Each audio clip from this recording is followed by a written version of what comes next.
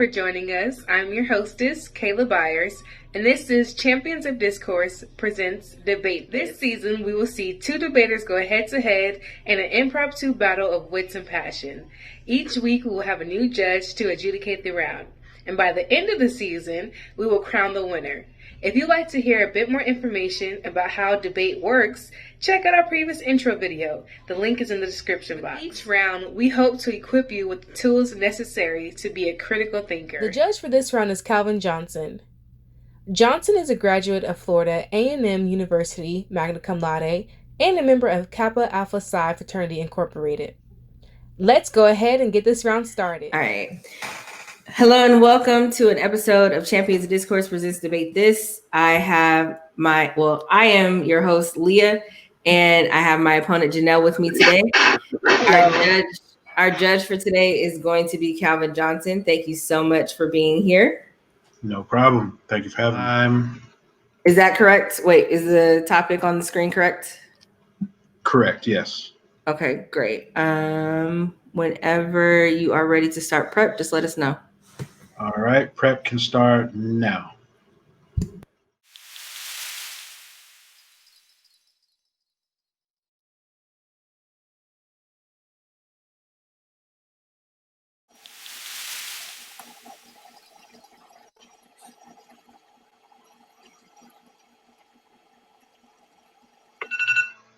And that is time.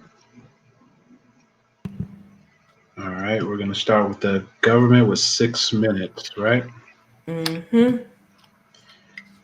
And we can start now. Okay. I just want to thank everybody for being here. I appreciate my opponent and the judge for showing up today so we can have this debate. The village is more important than the nuclear family. We're going to start off with some definitions to give some resolutional analysis. The village is going to be defined as, since I am Black, we are using the Black community and the community that surrounds the family. They can be of blood and sometimes they're not. So it's just any persons that really support the family. Is more important means they're more significant or of greater value than the nuclear family. The nuclear family is going to be defined as a mom, a dad, and children that they have. The value that we'll be upholding today is the quality of life, because that is very important, especially when we're talking about the village. And our criteria today we're going to use is net benefits. So for the first point, loss of identity, independence from the nuclear family, from the village, really leads to loss of identity, and it's killing the village. There's no lineage because of the nuclear family's independence. Without that connection and knowing where we are, we spend so much time wandering the world trying to figure out who we are instead of figuring out how we get further than what our family did before. So we're stuck in the past instead of move forward to the future. And this is also important when it comes to things like healthcare, like medicine, because so many families have medical issues that since we don't know who our family is, we don't know what grandmama and them had, what our great grandparents had, or what our cousins may have had. We get stuck in wondering, okay, starting from scratch each and every time of how to move forward in the world. Then we don't have stability because we're constantly searching for our identity. That lack of stability means that you're never really sure of where to start, especially when this comes to finances. We have so many people who may have had wealth in other cultures, but for the Black culture, our wealth really comes from the village, and not having access to that village means that we constantly start over with each new family. And this leads to detrimental cycles like poverty, depression, and hopelessness, which really kills our hope of the future.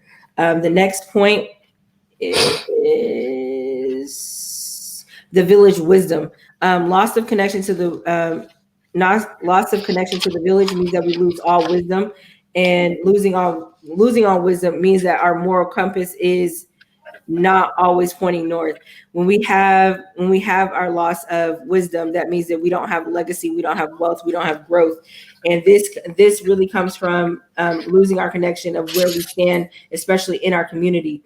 When we lose where we stand in our community, we don't have a place to get started. So we end up more so trying to build roots instead of moving forward and growing higher, instead in trying to play catch up with other cultures. The last point that I'm going to make is is Black empowerment. The nuclear family is great for other cultures, especially because it creates boundaries. It's hard when you are when you are still living in your mom's house trying to grow up. But if you have a nuclear family and become a part of the village of your own, you create some boundaries. However, being connected to the village creates deeper roots, and the deeper the roots go, the greater the tree can be, so that we can establish communities, we can establish neighborhoods, we can establish schools, and invest more in our children. If we think about the village mentality, when we think of the Black Panthers, they were feeding the kids, they were feeding the neighborhood, they were making sure that they had literacy programs and investing back into the community. This increase in Black ownership means that Black empowerment is inevitable, because we have political and economic because now that we have political and economic power, we have political and economic power, we can make changes necessary in policies. We can get people into positions of power in public office that will help affect change in our schools, in our communities, and with our people, especially when it comes to things like prison reform, when it comes to things like marriage, when it comes to things like social economic glass ceilings that we have. We can begin to break those down, but we cannot do that if we remain solely a nuclear family without being connected to the community to reinvest into our future people. And with that, I yield my time.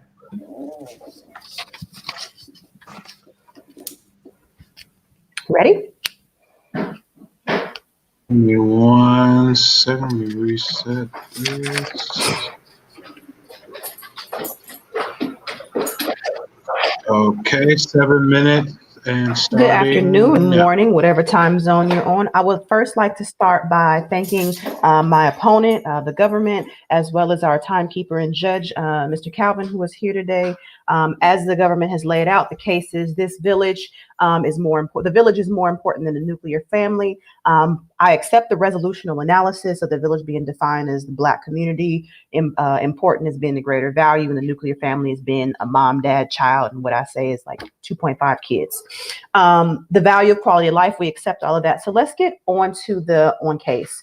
I want to first start with the government's first point of loss of identity. Really, this point goes to the opposition's case, and really is one of my off-case points that I'll come back to in a little bit.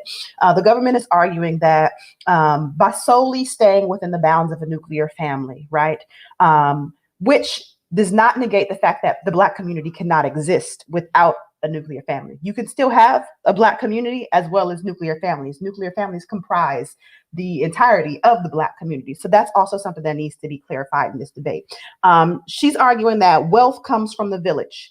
Poverty and hopelessness is what will essentially lead down to if we don't have the necessity of the village.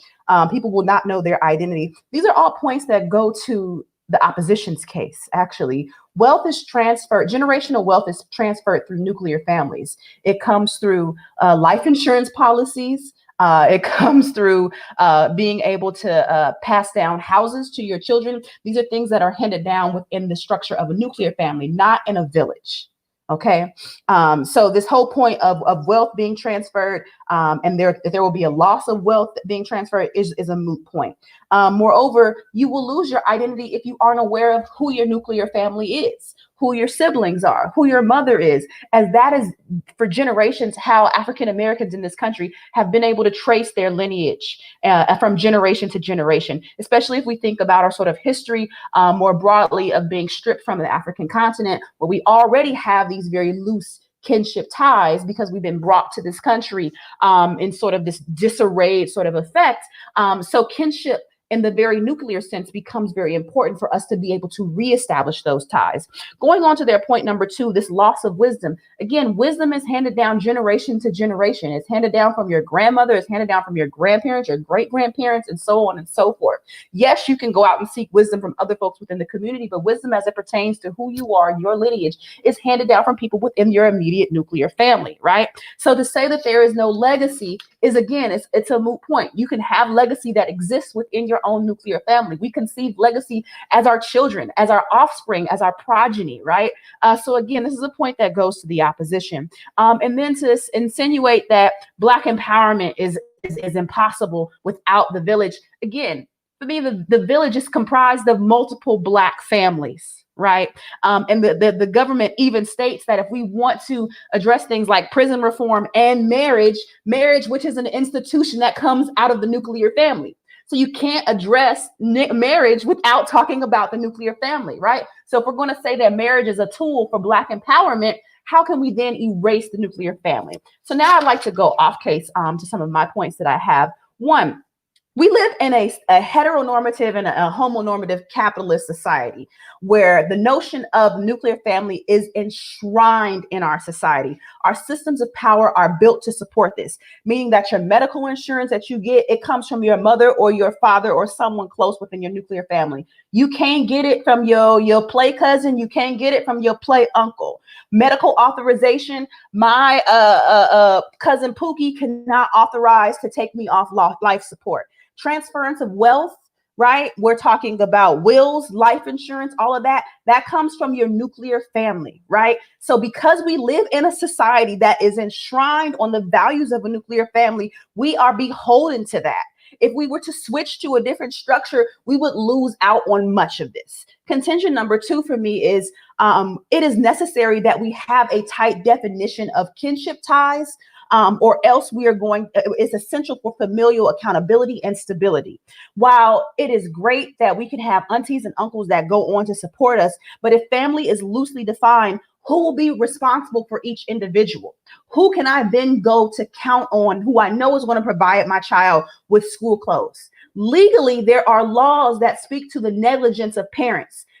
We can't say, oh, cousin Pookie has been negligent. That might not be his biological child. There is no legal support mechanisms that state that this person has to take care of X amount of child. So nuclear families provide a legality and a level of accountability, as well as stability, right? If we were to leave these loosely defined terms of what a family is, it leaves rooms for absence, abuse, negligence. And my third and final point is that we need the continuity of family structures. This is a part of the tradition. It's empirically enshrined within our histories, and it's scientific. Right? We need to recognize providing this continuity of family provides a universal language for us to be able to talk about who our mom is. Mom, mama, dad, baba, appa. These are universal terms that you can use from China to the US to Africa to South America. That's how we talk about family, right?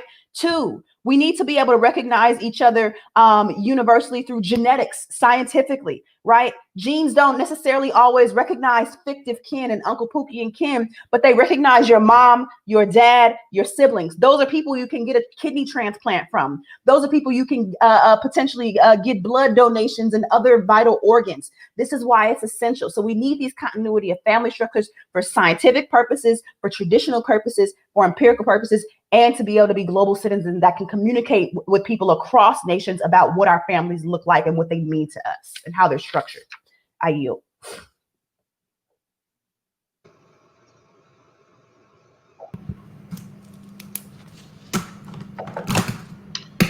All right, government, your 4 minutes begins now. Okay, I'm going to start. I'm going to go on case, and then I'm going to go off case back in the order that she went. She agreed to all the resolutional analysis, which is great. The only thing that I'll just get to it at my point. But she agreed to all the resolution analysis, so we can move on. She said the Black community doesn't exist without the nuclear family, and I respond to this already in my third point, which means that we do have nuclear families. However, the resolution is that the village is more important. We're not saying to destroy, dismantle, or dismiss the nuclear family. It is just that the village is more important. And yes, the village can be made up of multiple nuclear families, but in the Black community, we do not have access politically, economically, socially. We don't have access to everything that all other cultures may have access to. She talks about the generational wealth that is developed and passed down from generation to generation. However, the Black community by and large does not have access to these kinds of tools for generational wealth because we are so far back. So that means that we do have to pull our money together. It means that in order for us to build up our communities, it is more than just, she keeps mentioning grandmama and granddaddy and cousins and things like that who may or may not be related, but all of that wisdom, all of that information, all that knowledge, all that wealth comes from people outside of your parents. Your parents can't be who they are, especially as your parent, because they could be brought up by their mother and father, but who they are as your parents, they need to get that wisdom and connection with the village itself. So yes, there will be a loss of identity. I turn her arguments to the government because all she's saying is that it's important for the nuclear family to exist. Yes, the nuclear family has to exist, but the village is more important. You can have your own nuclear family, which is great, but you have to be connected to a community, especially if you're Black, in order to be successful in this world, because these systems were not built for us to be successful. Her next point was wisdom is handed down from generation to generation. Yes, it is, but a lot of times when your parents don't know what to do, who do they go to? They go to people in the community, people in the village to help them, especially if they're new parents, to move forward. And I already answered the village is compromised of most nuclear family. So just extend my case because her responses didn't really answer any of what I said. All the stuff on her off case that she talks about, as far as wills, life insurance and things like that, you need the nuclear family to pass it down. When we build, you think of things like Tulsa, Oklahoma, you think of things like Allensworth. We had communities where Black people were thriving in their businesses. The only way they were able to do that is pull their money together. They had nuclear families in the village, but the village was used to pull everybody's money together to make sure that they can have these businesses built. Having wills, having life insurance and things like that, those are things we're just now getting access to because we didn't have access to that before. And now that we have, and now that we're actually getting access to it, more people know about it, more people are able to do it. However, it is easier for the Black community to build using the nuclear family. Extend my point in Black empowerment. It's necessary. Her point was it's necessary to have definitions of familial ties. We're not getting rid of any definition. We're not getting rid of any definition of familial ties. All I'm saying is that the nuclear family can exist, but the village is more important. So this argument is this is a moot argument. The third point of we need the continuity of family. In all honesty, this argument does not respond to anything else because we're just keeping the main thing. The nuclear family represents a small portion of the entire village. The village itself is way more important as a whole. Thank you.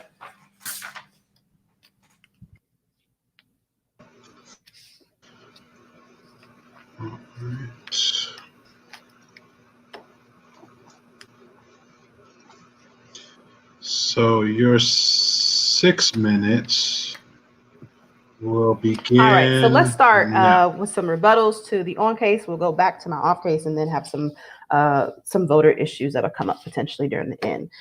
So going back to what the government is saying with regards to loss of identity, right? Let's start with their first point that if you have no village, we need to recognize this. You cannot have a village without a nuclear family.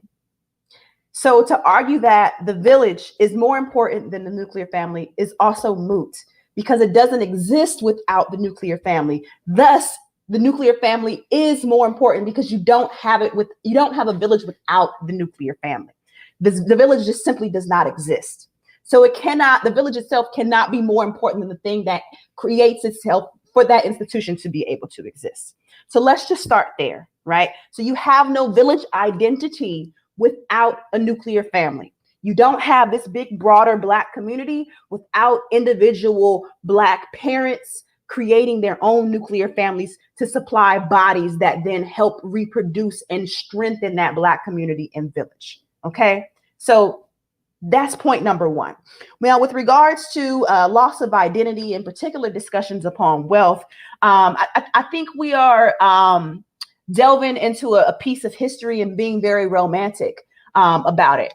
We have yet to see the Black community within the 20th and 21st century post sort of this Tulsa period that we oftentimes romanticize that lasted a very small part of history, right? Because we have to give credit to white supremacy and what it has done to really destroy the Black community. We have not pooled money and or resources like that together. That's not what we have done in this contemporary era of history. Most Black people have received their wealth through, unfortunately, having relatives that have died, and they get life insurance policies. This is the reality. We get life insurance policies that go to our children, and that's used for them to pay for college. Some people blow it, whatever it may be, or it's through home ownership. And this is why Black people stress so much the important value of home ownership, so you can leave land to your children.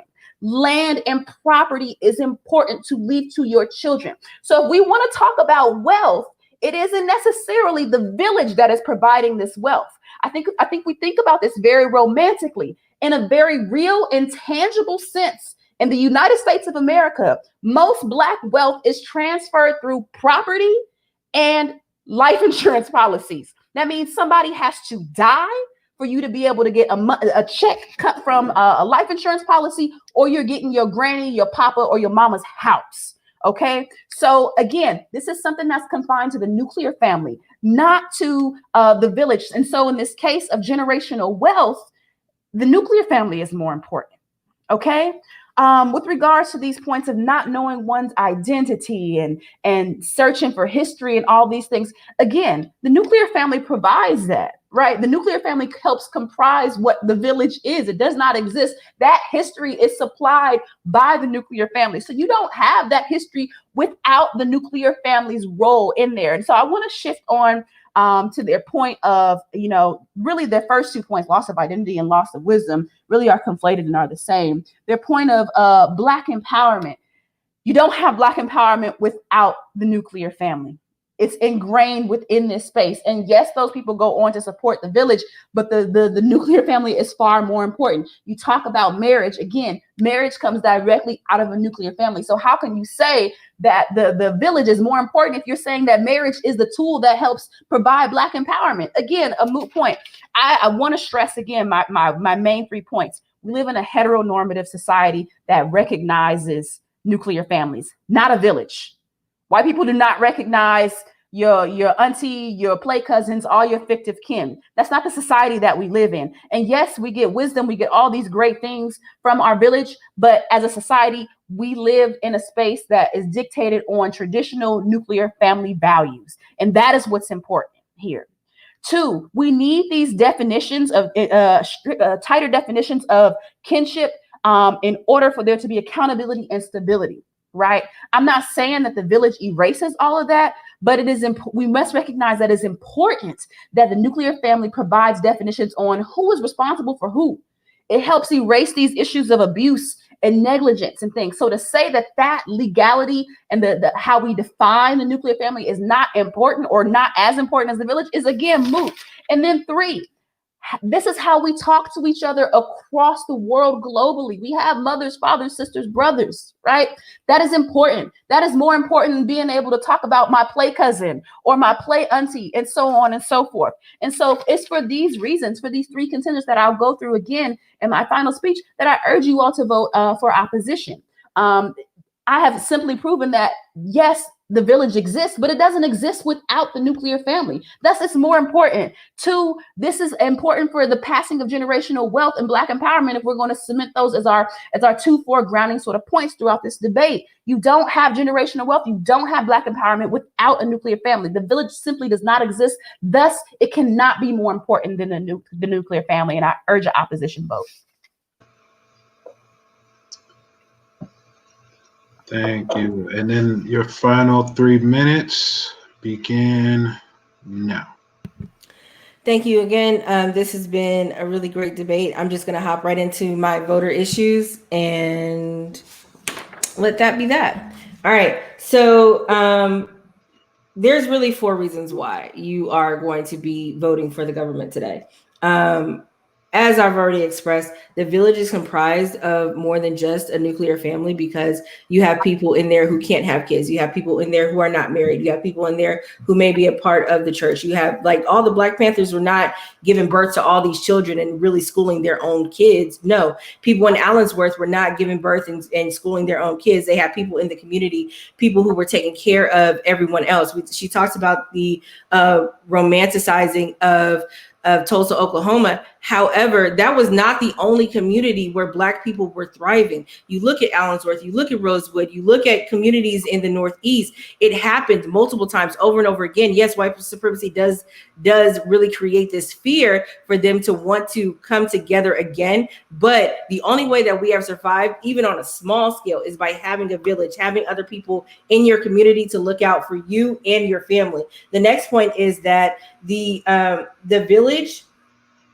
village is what's going to help us to get to Black empowerment on a grand scale. Without having people in the community who are connected to others, if you're only looking at your mother and your father and saying, well, how can I be great? But you don't know the lineage from which you came. You don't know the stories from which they came, hearing it from different perspectives. You don't have a sense of identity. You don't have a sense of where you're going. You don't have the connections that you need to be successful. And with that, you don't have the resources to be connected, to go to different schools, to be a part of different communities, because we're stuck with hoping that somebody dies so that we can get money, in hopes that somebody had some kind of will put together so that the next generation will be able to live. But that is not likely in the Black community when we see so many people who are putting up GoFundMes every time somebody gets sick, every time somebody dies. That is not the norm in the Black community. She says without the nuclear family, the village would die, but it's actually the opposite. Without the village, the nuclear family would die, because the nuclear family needs the village to support them. They need to know that they can go to people if they're having issues within their family in order to keep them supported. If they need help with backpacks, if they need help with food, if they need help with jobs, they go to their village to get help. So the village, with the village being comprised of more than just the nuclear family needs that village in order to be successful. They can try to do it on their own, but in the Black community, we thrive more when we are together. And the last part is empowering the village does not dismiss the nuclear family. She's tried to make this argument multiple times, but don't give it to her, because she doesn't explain what that means. For that reason, I urge a government ballot. Thank you. All right, so you have 2 minutes to deliberate, and then let us know all the good stuff. The vote, yes. Yeah. 2 minutes starting now. While the judge is reviewing the cases presented, you should take this opportunity to share, like, and subscribe. You know, all the YouTube things. Who do you think won this round? Let me know in the comments down below. And the results are in. Okay, time. Yeah, first of all, great job. It was a great debate. I feel like both sides made very compelling arguments.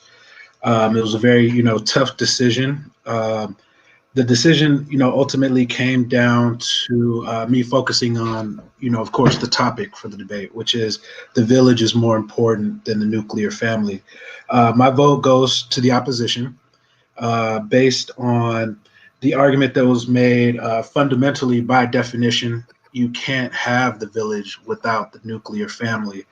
I think that really brings us back to, okay, which is more important, right? So you have to have this building block in order to get to the village, right? So I think fundamentally, you can't place more importance on the greater without having, the building block, or, the micro, in a sense. Additionally, the opposition made a very good argument around wealth generation in our community specifically.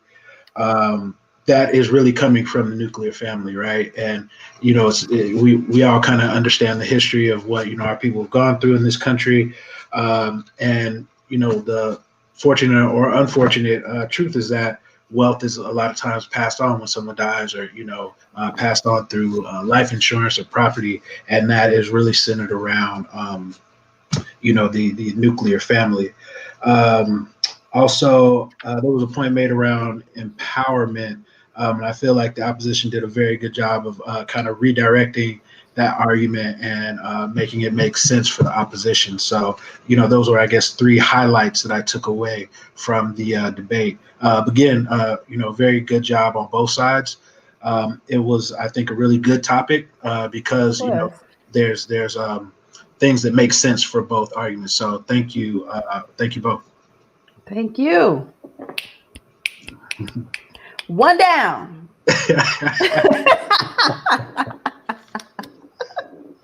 we can't hear you. Oh, you're on mute. Yeah, you're on mute.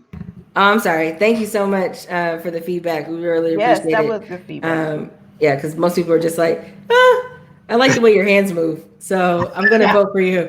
And I was like, really? Except for Miss Johnson, she had notes. Oh, and your sister and Jendai had notes. Jendai had a book of notes. She was like this. Yeah. I was like, so it's in the family. Y'all have notes. Everybody else. Yeah, everybody else is like, you weren't as passionate as I thought you would be. So I'm gonna have to go the other way. Arguments. So that's good. Yeah, I mean, I tried to choose topics that I didn't feel strongly for one way or another, or that I could see, because I feel like as a judge, you want to be impartial, right? You really want to hear what both debaters are talking about. And I think, just technically, right, I haven't necessarily ever debated before, right? But I feel like you guys brought a lot of, structure and technique to the debate, which I'm unfamiliar with, which is just a good thing for me. But then, point by point, right, going back and forth and kind of redirecting points for your argument or for your side, I think it was fantastic. So, great job all around. Yeah, thank you. Thank you so much for watching Champions of Discourse presents Debate This. I have been your hostess, Kayla Byers. Be sure to tune in next Thursday.